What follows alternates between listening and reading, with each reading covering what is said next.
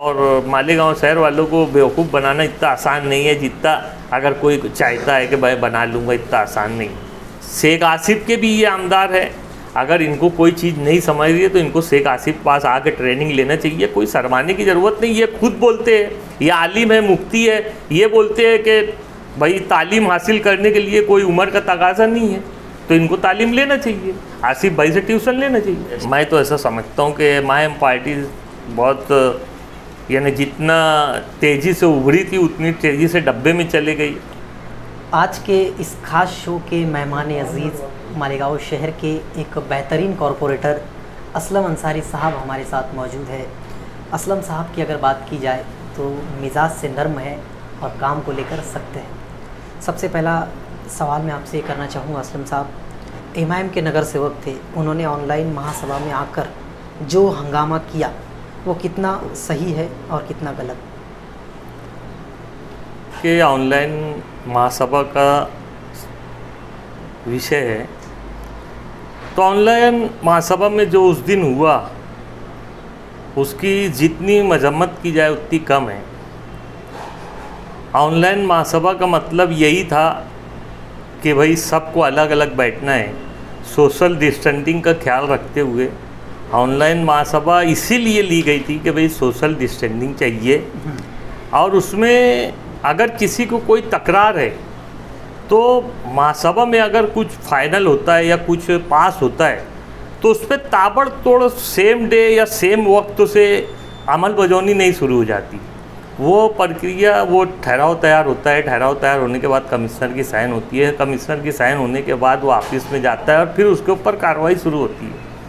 तो उसके लिए बहुत सारा वक्त रहता, मैं समझता हूँ कि उसके लिए 1 हफ्ता, 1 महीना, 1 साल भी लगता ये कार्रवाई होने में।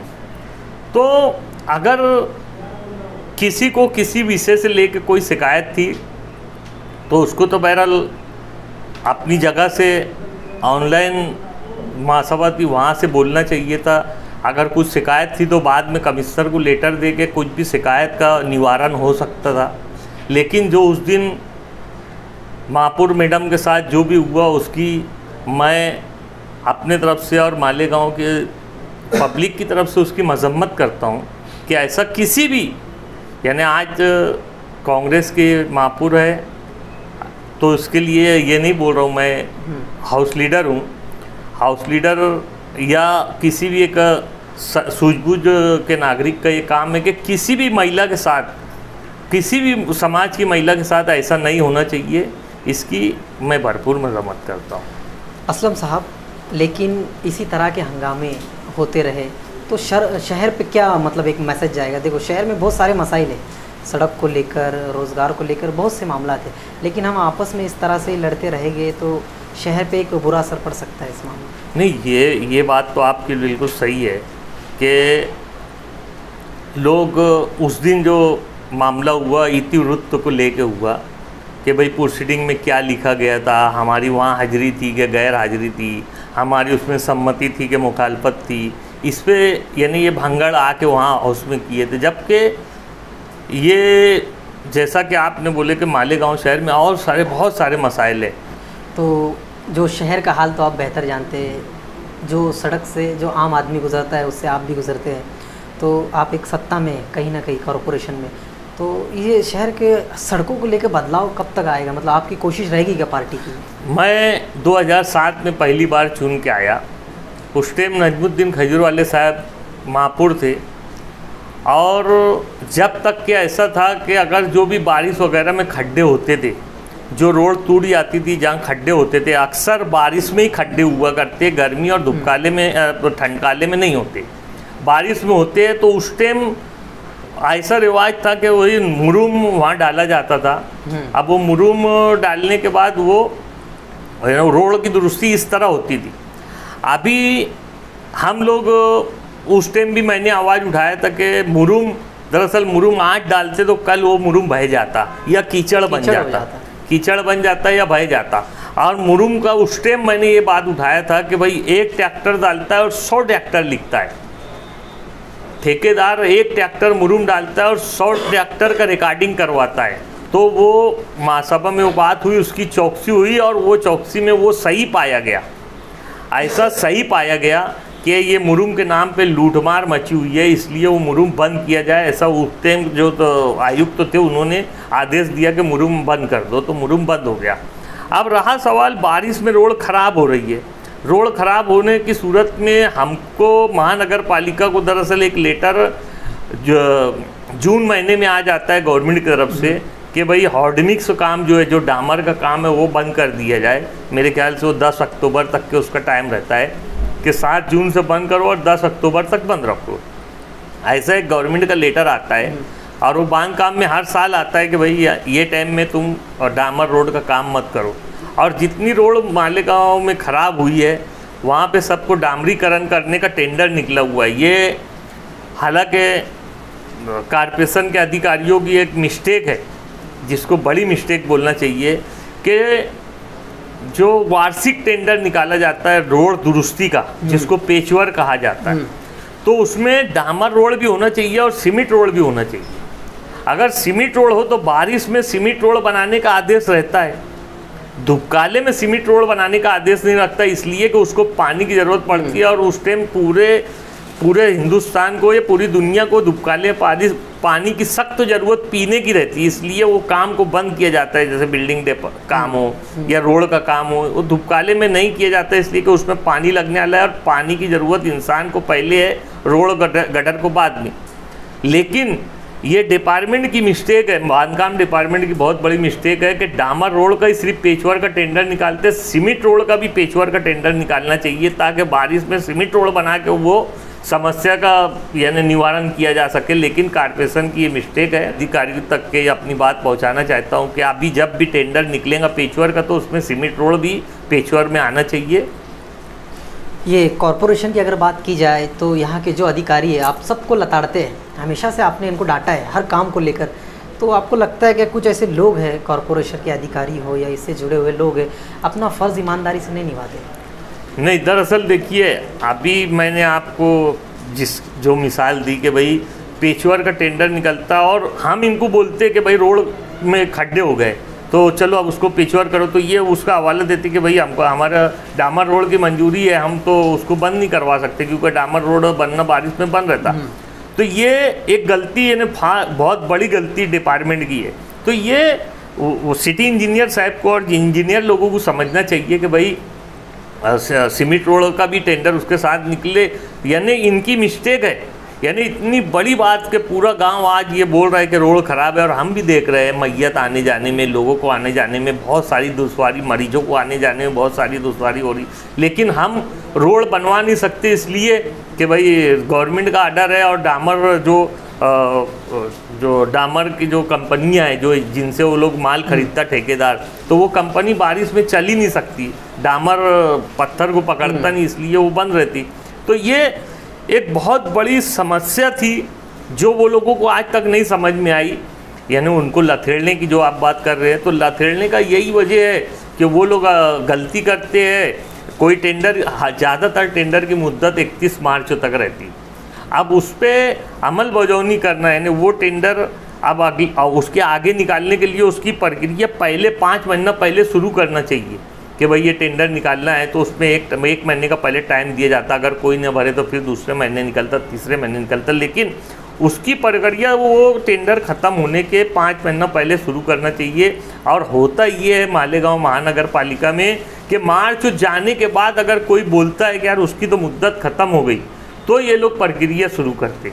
तो ये ना हर डिपार्टमेंट की यही मिस्टेक है, यानी कोई भी अपनी जवाबदारी, अपने काम को जवाबदारी समझ के करता ही नहीं। पार्टी को अगर मेजॉरिटी दे देते, जैसे कांग्रेस पार्टी को इन्होंने बहुत ज़्यादा सीट दी है मालेगांव के लोगों ने, अगर और हमको थोड़ी सीट मिल जाती तो हम फुल मेजॉरिटी में रहते, और जब फुल मेजॉरिटी में रहते तो हम गांव का बिल्कुल यानी पूरी जवाबदारी हमारे तरफ होती। लेकिन आज ऐसा नहीं, आज अपोजिशन की, सत्ताधारी की, सबकी जवाबदारी। अगर एक पार्टी को मेजॉरिटी रहती तो उसकी पूरी जवाबदारी रहती, गांव में फिर जो भी बुरा होता वो उसके ऊपर जाता। लेकिन आज ऐसा नहीं, आज अगर हम बोलते हैं, हमारे अपोजिशन वालों को भी बोलते हैं कि भाई ये देखो ये अधिकारी गलत काम कर रहा है, हमको इसकी बदली कराने का, तो वो बोलते नहीं, काम हम तो यही चाहते अपोजिशन में रह के कि काम ना हो। तो अपोजिशन का मतलब ये नहीं है कि काम ना हो। कि शहर में एमआईएम की हवा चल रही है और कॉरपोरेशन का चुनाव अब करीबी है, ज़्यादा नहीं 1 साल से थोड़ा वक्त बचा है, तो आपको लगता है क्या कांग्रेस कामयाब हो पाएगी फिर से ज़्यादा सीट निकालने में? नहीं, अल्लाह का एहसान है, जहाँ तक कांग्रेस पार्टी की बात है तो इस शहर में, मालेगांव शहर में हारून अंसारी, शब्बीर सेठ, शेख रशीद, कांग्रेस पार्टी के जो भी यहाँ पे प्रेसिडेंट और महापौर बने, जो आमदार बने, उन्हीं ने मालेगांव शहर में अगर कुछ हुआ है तो ये कांग्रेस पार्टी ही की देन है। और मालेगांव शहर की ये आवाम ये बाखूबी जानती है कि ये जो काम हुआ है, जो बड़े बड़े काम हुए हैं, आज मालेगांव शहर में भले बारिश की वजह से रोड की तकलीफ़ हो रही हो कि भाई किसी को पानी की तकलीफ़ हुई क्या? पानी की तकलीफ़ इसलिए नहीं हुई कि उस टाइम दूरअंदेशी शेख रशीद साहब जब प्रेसिडेंट थे, उन्होंने दूरअंदेशी को समझते हुए, सेना बीजेपी की गवर्नमेंट थी, उनसे फंड लाकर गिरना डैम का काम करवाया।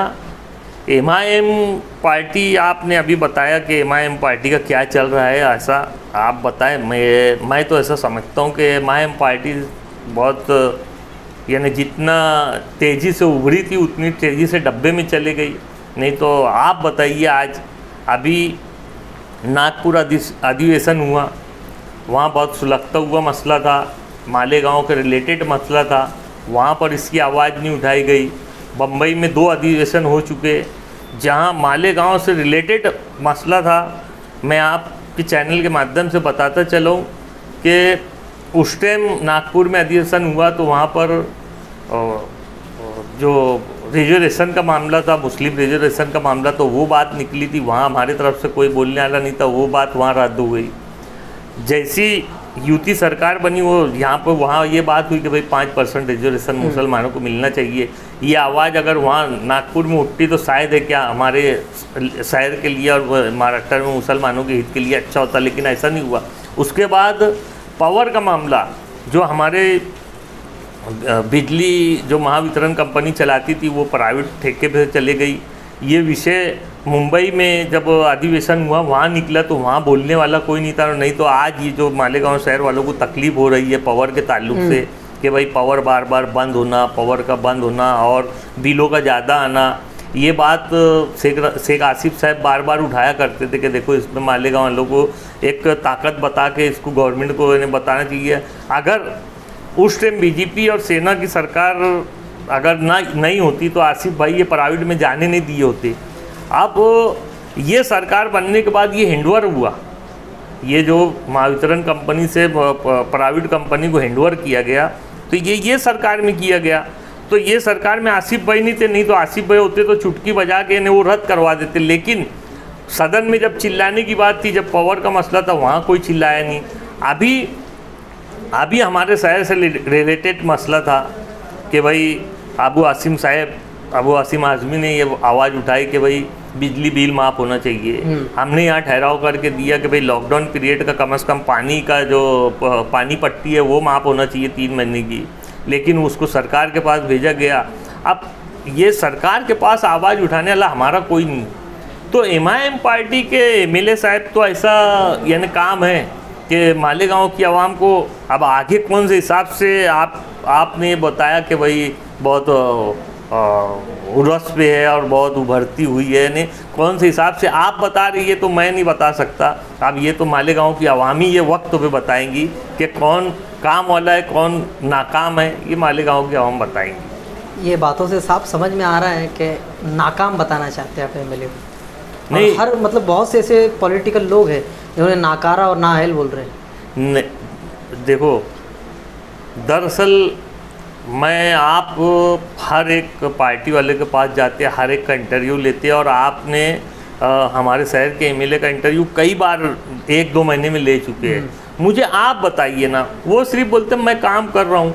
अगर घर आना और घर जाना, बम्बई आना और मालेगांव आना, अगर इसको ही आप काम समझते हैं तो ठीक है, फिर तो हम रोज़ जाते हैं। हम रोज़ कहीं ना कहीं जाते आते रहते हैं, यानी फिर उनसे ज़्यादा तो हम काम करते हैं। अगर सिर्फ आना ही जाना है, अभी आसिफ भाई के साथ हम पूना गए थे, पूना से वो मुंबई गए, हम मालेगांव आए। आसिफ भाई बम्बई गए, बम्बई में एक दिन मुकाम करे, फिर मालेगांव आए। तो इसको अगर खाली आने जाने को काम समझते हैं और यही मालेगांव की आवाम समझती है, तो भाई फिर तो हम यानी कोई काम दिखना चाहिए। अब काम आप 5 पैसे का बता दो मुझे। अच्छा, ये बात होंगी कि भाई हमको बजट नहीं मिला। अभी एक तरफ ये भी बात आती है कि बजट नहीं मिला, फिर दूसरी बात आती है कि यार हम तो बहुत कर रहे हैं, बहुत काम कर रहे हैं। तो अब आपको बजट भी नहीं मिल रहा, आपका खीसा खाली है, उसके बाद काम कर रहे हैं, तो कौन सी पद्धति से काम कर रहे हैं? 50 लाख रुपये का जो गवर्नमेंट का एक GR था, महाराष्ट्र गवर्नमेंट का, कि सभी MLA को 50-50 लाख रुपया दिया जा रहा है गवर्नमेंट की तरफ से। कोविड में 19 कोविड का जो मसला है उसके लिए कि भाई तुम अपने शहर के लिए कोविड का सामान मंगवाओ, उसकी जो दवा गोली है वो मंगवाओ और जो भी है। लेकिन इन्होंने क्या किया कि वो कलेक्टर को उसका अधिकार दे दिया, जबकि देना चाहिए था हमारे कमिश्नर को। तो हमारे कमिश्नर के अंडर में मालेगांव, यानी मालेगांव के जितने हॉस्पिटल थे वो हमारे कमिश्नर साहब के अंडर में थे, कलेक्टर साहब के अंडर में नहीं थे। कलेक्टर साहब के अंडर में पूरा नासिक जिला है, नासिक जिला है, वो नासिक जिले को देखेंगे। लेकिन मालेगांव महानगर पालिका को तो हमारा जो हॉस्पिटल हमने जैसे जीवन हॉस्पिटल लिए थे, मंसूरा हॉस्पिटल और फारान हॉस्पिटल, जो भी हॉस्पिटल लिए वो मालेगांव कॉर्पोरेशन देख रही थी उसको। तो सामान तो यहाँ आना चाहिए था, वो कलेक्टर साहब को 50 लाख रुपये फंड दे दिए।